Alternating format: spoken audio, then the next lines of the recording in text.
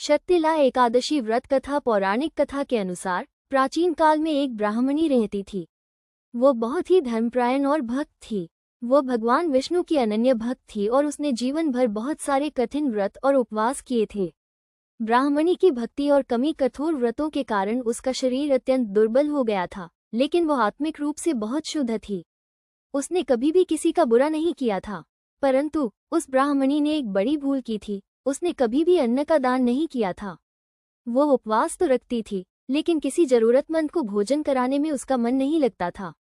भगवान विष्णु ने सोचा कि यह ब्राह्मणी स्वर्ग में तो आएगी, लेकिन वहां अन्न के बिना इसे तृप्ति कैसे मिलेगी। इसलिए भगवान विष्णु ने उसकी परीक्षा लेने का निश्चय किया।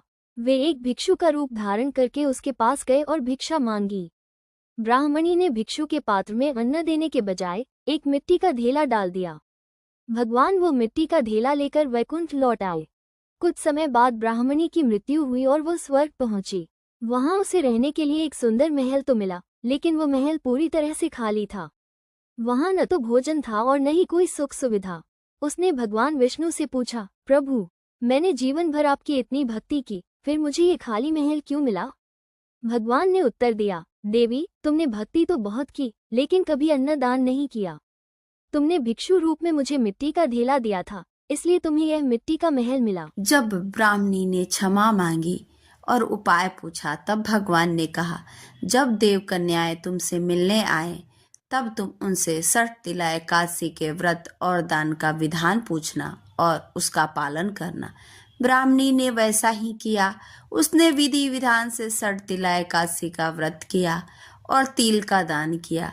इस व्रत के प्रभाव से उसका महल धन्य धान्य और समस्त सुखों से भर गया। षटतिला एकादशी पर तिल का 6 प्रकार से उपयोग करने का विधान है, जिसमें सभी पापों का नाश होता है।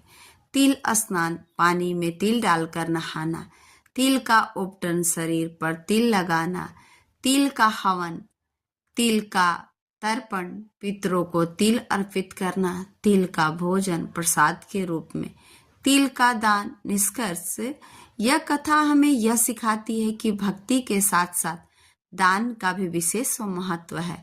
बिना दान के व्यक्ति पूर्ण फल की प्राप्ति नहीं करता। जय श्री राधे। आप सबको ये कहानी अच्छी लगी तो लाइक शेयर जरूर से करें। कमेंट बॉक्स में अपने विचार व्यक्त करें। राधे राधे।